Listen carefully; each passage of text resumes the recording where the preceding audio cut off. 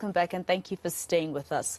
Now, the Human Rights Commission has made adverse findings against Stellenbosch University's language policy at certain residences. The institution implemented an English-only policy in some residences back in 2021. The Commission found that the decision unfairly violated human rights, including freedom of expression, language and culture, and the right not to be discriminated against on the basis of language. The DA and the Freedom Front Plus had lodged the complaint. I'm now joined by the SAHRC Commissioner, Andre Gaum. He joins us now via Zoom. Commissioner, thank you very much for your time here on ENCA.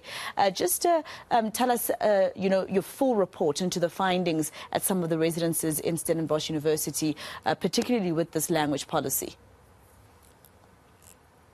Good afternoon. Thank you very much. Yes, by only requiring English, the Commission found that the unavoidable result was the disallowance of other languages, including Afrikaans, but with a disproportionately severe effect on Afrikaans speakers, given their numbers.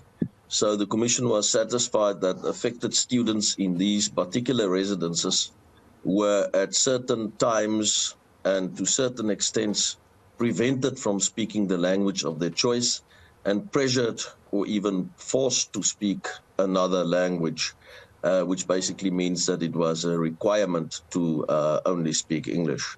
So in terms of the Commission's findings, we found that in light of our analysis, that the university, through the residence policies, unfairly violated the human rights of affected students to freedom of expression, language and culture, equality and not to be discriminated against on the basis of language and human dignity.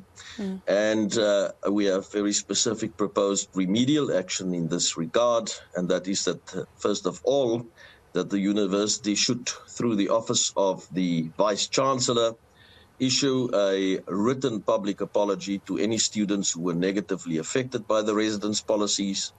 Secondly, that the university should also, within 14 days, through the Office of the Vice-Chancellor, write to all the residence leadership, directing them expressly to not implement English only or similar language policies, and provide the Commission with a copy of this correspondence, and so forth, that there should also be training of the student leaders to adequately understand the university policy. And Commissioner, when someone looks at the complaint and the report, is it fair to narrow it down to particularly Afrikaans, or was this something that the Commission found was unfair treatment to anybody who was not allowed to use any other language except English? Yes, absolutely. That is what we found. We found that it also violated rights of other of language speakers who are not Afrikaans, because obviously they were not allowed to speak the language of choice in social settings, and were basically required to speak English only. It did also have a disproportionate effect on Afrikaans speakers, as I mentioned, given the number of them that were excluded in this way, but also because there were very specific directions or instructions, whatever you want to call it, not to speak Afrikaans in particular. Talk to me about the danger that this whole subject poses because of the painful history that we have as a country. Therefore, obviously this came, Stellenbosch actually reacted this way to the Afrikaans policy, as Afrikaans was at some point the medium of instruction. And therefore they reacted in the way that they did, and they obviously thought they were doing something right. But because of our history, what danger does it pose in terms of maybe, one day Afrikaans just not being used at all, or probably Afrikaans-speaking people feeling attacked?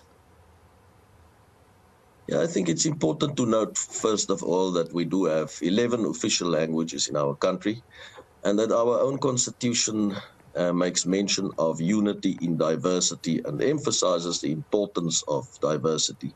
So diversity is something to celebrate. Yes, it is indeed important to be inclusive, but inclusivity should also not be used in a manner that becomes exclusivity in the end.